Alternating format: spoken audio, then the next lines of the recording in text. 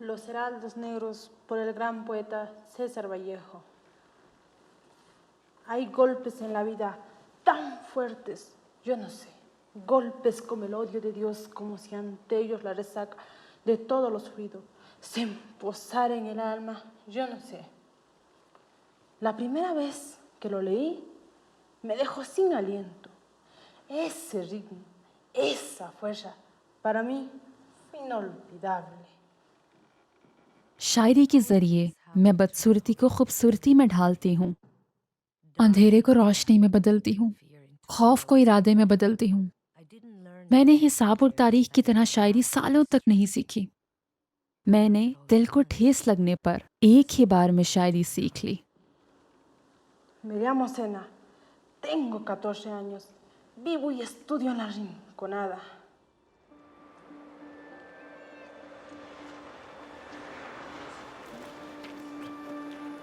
Lauren कोनेडा Peru का एक शहर है जहाँ सोने की कानें हैं, जो एंडीज की मुस्तकिल बर्फ में 17,000 फुट की बुलंदी पर एक मुर्दा आतिशफिशां के पहलू में वाक़े है।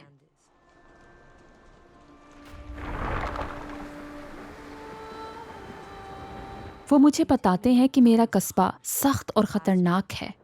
ये दुनिया में इंसानों की सबसे बुलंद बस्ती है। मुझे मालूम नहीं, मेरे वालिद ने मेरा नाम मशहूर जंगजू ज़ेना के नाम पर रखा था।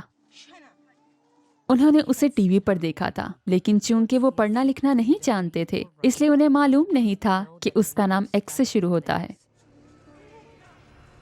वो कहते थे कि मैं भी उसकी तरह गरीबों की बेखौफ मुहाफिज बनूंगी। वो हीरोइन जो ज़रूरत पड़ने पर अपनी इज्जत के लिए बेरहम मर्दों से जंग लड़ने पर तैयार हो जाती है। Si un hombre de guerrera fue el primer regalo que me obsequió mi padre, un corazón valiente fue el segundo. No hay nada que no pueda superar.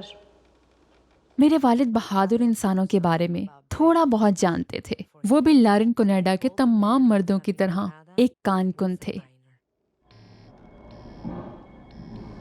Él llega buscando ilusiones y encuentra nada sino la miseria. Para cada anillo de oro, 2,000 toneladas de roca debe mover.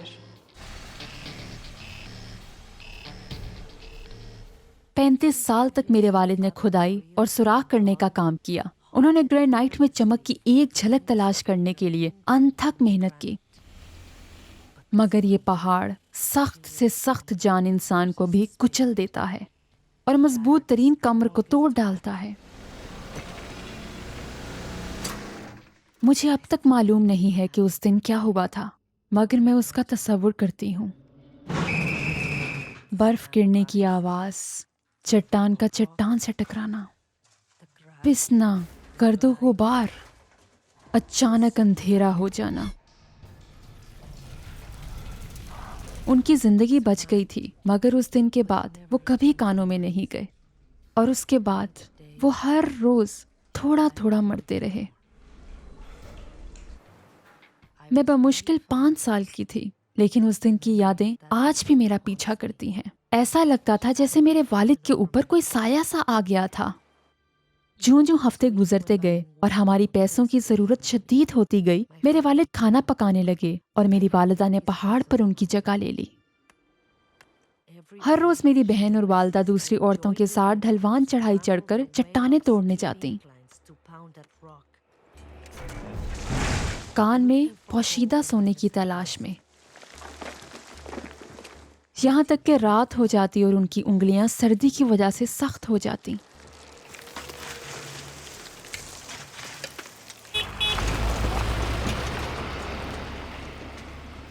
फिर भी मेरे वालिद इसरार करते थे कि मैं school जाऊं और वो सारी चीजें सीखूं जो वो खुद नहीं सीख सके थे। वो कहते थे कि मेरे लिए कोई उम्मीद बाकी नहीं है। हाँ, लेकिन तुम्हारे लिए उम्मीद मौजूद है। सेना, अपने आप को बेहतर इंसान बनाओ, पढ़ाई करो। उन्होंने मुझे दिखाया कि स्कूल ना जाने वाली लड़कियों के साथ क्या हुआ था।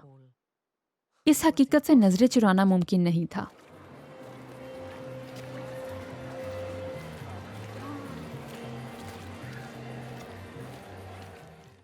सोना खरीदने वाले हर स्टॉल के साथ एक पुरशोर शराब खाना मौजूद था और हर शराब खाने के ऊपर मसरूफ कोहबा खाना मौजूद था।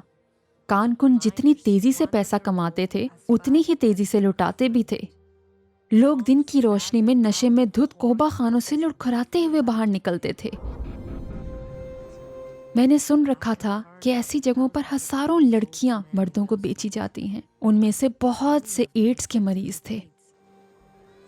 उनके चेहरे करख्त और आंखें वहशत ज़दा लगती थीं और उन पर बेइंतहा उदासी छाई होती थी।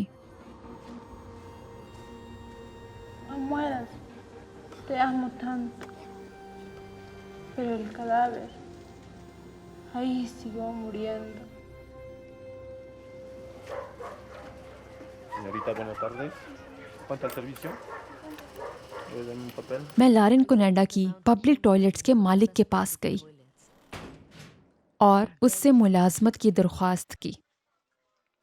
मेरा काम था सहर के वक्त स्टॉल्स पर पहुंचना, हर टॉयलेट को धोना, फर्श के सुराखों को साफ करना और हर शख्स से 20 सेंटावुस वसूल करना।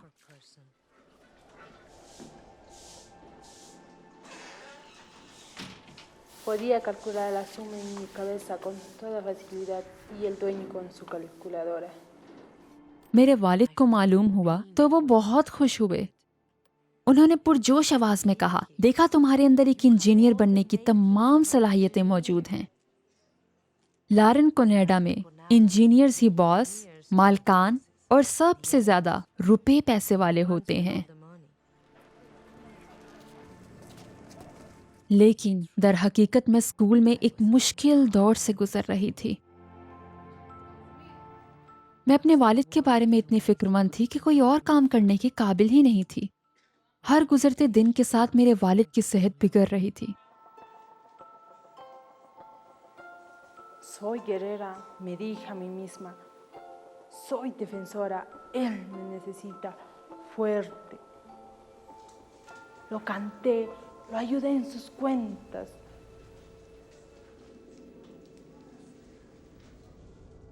एक दिन मेरी माँ ने कहा कि वो मेरे वालिद को साथ लेकर पहाड़ से नीचे जाएंगी ताकि कोई जड़ी बूटी आमिल या कोई भी इलाज तलाश कर सकें जो मेरे वालिद की तेज रफ्तार नब्ज को मामूल पर ले आए और हड्डियों को हिला देने वाली जानलेवा खांसी से निजात दिला दे। Nunca jamás vi a mi padre. अभी उन्हें पहाड़ के दामन में बस से नीचे उतरे थोड़ी ही देर गुजरी थी कि मेरे वालिद जमीन पर गिर गए और उन्होंने मेरी वालदा की बाहों में जान दे दी। जब मेरी वालदा ने हमें ये बताया तो मुझे ऐसा महसूस हुआ जैसे किसी ने मेरे सीने में घूंसा मारा हो, जैसे मेरे पाँव के नीचे से जमीन सड़क गई हो।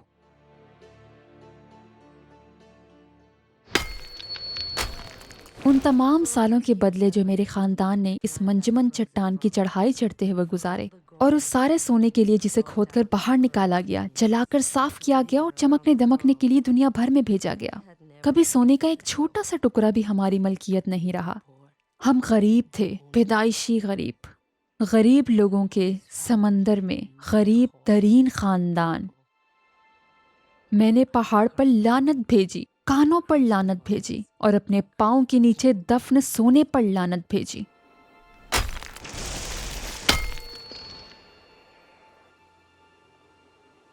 Y entonces le encontré el poema sobre los heraldos negros, sobre los golpes fuertes que a veces el destino nos manda.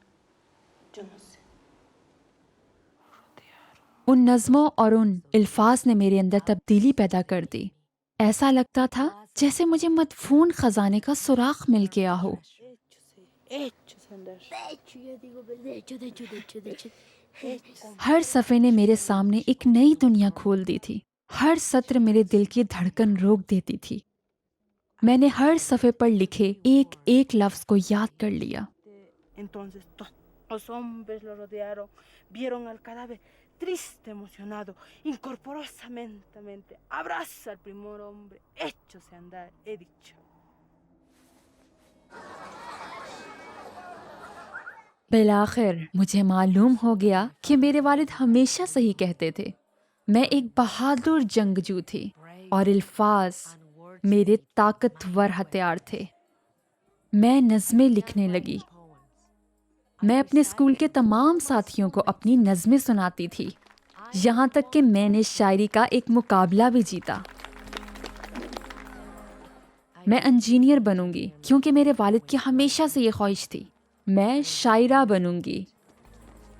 अब मैं जानती हूँ कि मेरे वालिद ने जिस खजाने को तलाश करने की बेहद कोशिश की, वो हमेशा से मेरे अंदर दफन था। मसला सिर्फ उसे तलाश करना था।